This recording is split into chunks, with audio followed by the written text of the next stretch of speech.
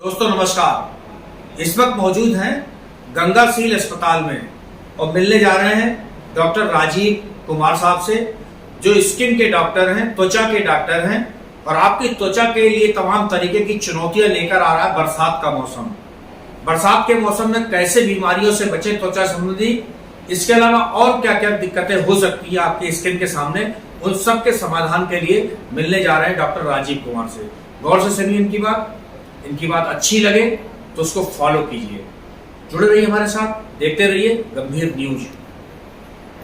मेरे दर्शक आपको देख रहे हैं, सबसे पहले तो जानना चाहेंगे आपके बारे में व्यक्तिगत तौर से परिचय, कि आप कौन से मेडिकल कॉलेज से पास आउट हैं, कब से यहाँ पर काम कर रहे हैं, इससे पूर्व यहाँ से पूर्व कहाँ कहाँ सेवाएं दे चुके हैं। डॉक्टर राजीव कुमार।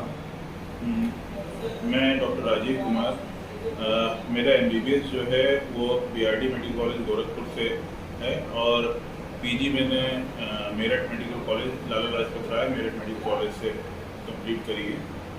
मुझे चर्म रोग के मरीजों को देखते हुए लगभग 11 साल का अनुभव है और मैं गंगाशील हॉस्पिटल में पिछले 3 साल से कार्यरत हूँ। जी, ऐसा है कि इस टाइम तो गर्मियाँ चल रही हैं और उमस बहुत है मौसम में, तो ऐसे मौसम में जो बच्चे पानी में ज़्यादा जाते हैं, पानी गंदा होता है, तो उससे कई तरीके के बैक्टीरियल इन्फेक्शन, फोड़ा फुंसी, इम्पेटाइगो जैसी बीमारियां छोटे बच्चों में हो जाती हैं। और जो बड़े लोग जो दफ्तरों में काम कर रहे हैं या जिन लोगों का मार्केटिंग का वर्क है, फील्ड वर्क है, वो गर्मी में मोटरसाइकिल पे बाहर जाते हैं तो उन लोगों को कपड़े भीग जाते हैं, पसीना रहता है, तो उसकी वजह से दाद की बहुत समस्याएं हो जाती हैं। रिंग वॉर्म जिसे कहते हैं हम लोग प्राय कॉमन भाषा में। और कुछ लोग गर्मी के मौसम में ज़्यादा काम करते हैं, जिनका वर्किंग एटमॉस्फेयर जो है वो गर्म है, उन लोगों को वो लगातार पसीने भीगे रहते हैं, इससे उनको घमौरियाँ हो सकती हैं। घमौरियाँ जैसी दिक्कतें आती हैं जिसमें बहुत ही खुजली ज़्यादा और जलन और बहुत ही रेस्टलेसनेस हो जाती है।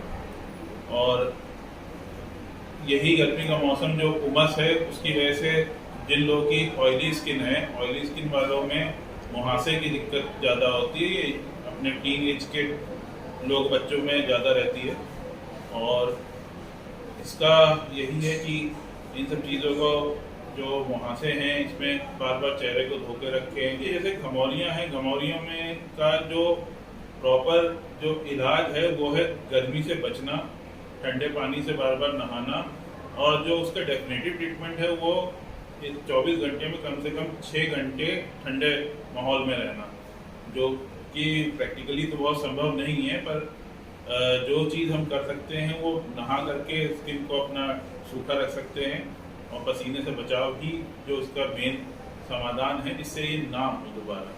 और उसके आगे अगर फिर भी दिक्कत बननी रहती है तो अपने त्वचा रोग विशेषज्ञ से संपर्क करें। मुहासे क्या हैं, ये क्यों हो जाते हैं, इसका क्या समाधान है? मुहासे टीन एज के लोगों में ज़्यादा होते हैं क्योंकि उस टाइम हार्मोनल चेंजेस बॉडी में कई सारे हमारे हो रहे होते हैं, तो मुहासे उसकी वजह से, हार्मोनल चेंजेस की वजह से होते हैं। इसमें जो हमारे जो सीबम के ग्लैंड्स हैं उनका साइज बड़ा हो जाता है या वो ओवर प्रोडक्शन करने लगते हैं और उससे स्किन ऑयली होती है, रोम छिद्र बंद होने लग जाते हैं ज़्यादा ऑयल सिक्रीशन से। उसकी वजह से ये मुहासे अक्सर हो जाते हैं, यंग एज में ज़्यादा होते हैं। वैसे तो ये ऑन स्ट्रेच 32 से 35 साल तक भी किसी इंसान में रह सकते हैं। क्या समाधान करें अगर मुहासे बच्चों किशोरावस्था में हो जाएं, तो क्या कोई ट्रीटमेंट लेना जरूरी है, ऐसे अपने आप सही होंगे? देखिए, अगर 1-2 दाने निकलते हैं तो चेहरे को साफ रखें, बार बार चेहरा धोएं, चेहरे को ऑयली होने से बचाएं और बार बार क्लियर रखें, धूल मिट्टी से बचें। इतना करने से अगर कंट्रोल में आ जाती है चीज़ें तो बेहतर है। अगर इससे जब भी कंट्रोल में नहीं आती तो अपने त्वचा रोग विशेषज्ञ से संपर्क करना। दाद वगैरह ये क्या चीज़ है अक्सर? फंगल इन्फेक्शन का तो दाद जो है उसको हम अंग्रेजी में रिंग वॉर्म के नाम से जानते हैं। ये एक तरीके का फंगल इन्फेक्शन होता है, ये डर्मेटोफाइट ग्रुप के फंगस का इन्फेक्शन होता है। इसमें जो फंगस जो है वो ज़्यादा नमी वाले एरिया में पनपता है, जैसे कि हमारे ग्रोइंग पार्ट में और बगलों में जहाँ पसीना ज़्यादा आता है। ये उन लोगों में ज़्यादा होता है जो लोग धूप गर्मी का काम ज़्यादा करते हैं, या फिर मार्केटिंग वाले लोगों में होता है जो मोटरसाइकिल पे धूप में कहीं जा रहे हैं और सुबह दिन में एक बार नहाने के बाद कपड़े पहन लिए, वो कपड़े पसीने से गीले हो गए और उसको कंटिन्यू पहने हुए हैं, ऐसे लोगों में ये दाद ज़्यादा पाया जाता है।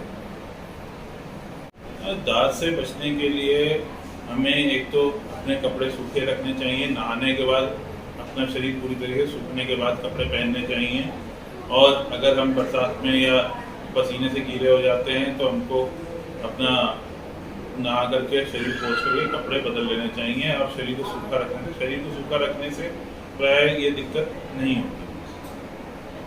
डॉक्टर साहब, बाल झड़ने की बड़ी समस्याएं आ रही, खासतौर से लेडीज़ इस बात को लेकर बहुत चिंतित रहती हैं, उनके बाल झड़ने लगे, एक एक कंघी करने में सैकड़ों बाल गिरने लगे। खासतौर से कोरोना के बाद अक्सर देखा गया है लोगों के बाल बहुत तेज़ी से गिरे।